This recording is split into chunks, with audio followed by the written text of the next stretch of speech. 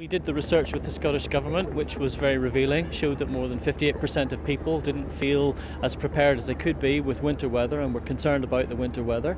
And because of our experience internationally, we know that the Scandinavian and the Canadian and the American Red Cross all help their communities prepare for winter. We thought we'd like to be involved in this initiative, and so that's what we're launching today, Get Ready for Winter.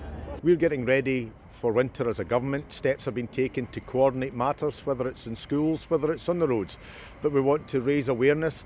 So in conjunction with local government, with Red Cross partners, we want to make sure that Scotland is ready.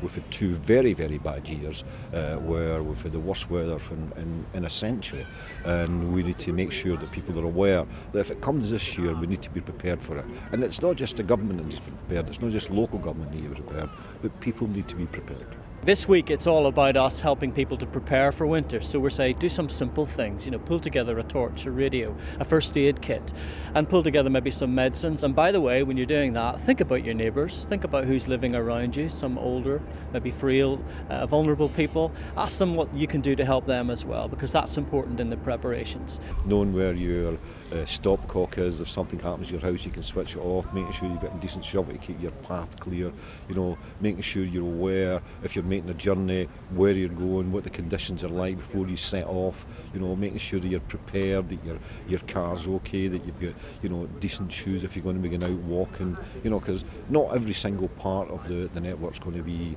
treated. There'll be footpaths that'll be dodgy, and people need to be aware of that. And it's about that, making sure people take some responsibility for their own safety, as well as expecting, and rightfully expecting, like say the authorities and the government to deal with the main issues. We don't know how severe this winter will be, but we can certainly make sure that all of Scotland is aware of what they have to do at home, in the car, as a community, to look after themselves and especially to look after the elderly and the vulnerable.